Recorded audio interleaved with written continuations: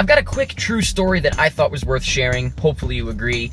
I recently made the move from Long Island to Brooklyn, New York, and one main thing that I am not used to is parking. I'm used to parking in a garage, or at least in a driveway, and now I am parking on the street where, of course, there are rules when you can and can't park, where you can and can't park, and it hasn't been the quickest transition for me. I have not fully gotten it, but I'm getting there, I promise. So a few days ago, I parked in a perfect spot, and one thing that I have learned is that if the spot is perfect, you probably can't park there. There's gotta be some reason that nobody else is in that spot. But I looked everywhere, there was no driveway, there was no sign that said I couldn't park there that day or the next day, and so I left my car, triumphant, and went back to my apartment. A few days later, when I had to move my car because the next day I could not be parked in that spot, I went to go find it, and lo and behold, it was gone.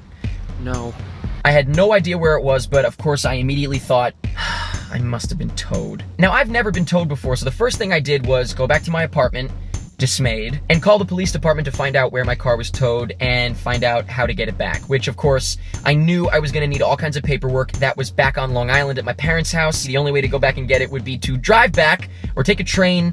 It was at night, it was just a nightmare. But to my surprise, the police department said they had no record of my car being towed by them, and they said I was probably towed by a private company who was called by someone whose driveway I was blocking. So I quickly realized that unfortunately what I would have to do is go to the house of the people who had my car towed because I was blocking their driveway, knock on the door and ask them, "Where's my car?" So I recruited my roommate Chris in an effort to make this situation slightly less embarrassing.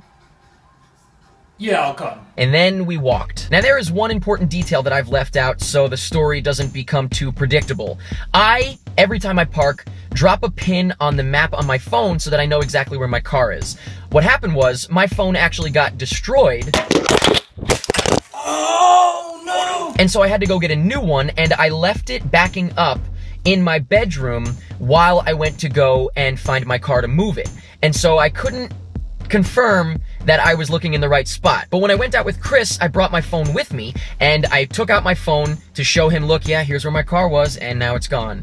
And I'm sure you can guess what happened when I looked at the map.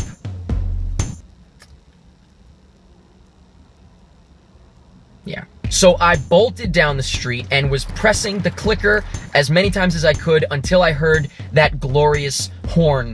And there it was, my Fiesta, right where I left her, in a perfect spot. I am an idiot, but I'm a happy idiot. The best kind of idiot that you can be.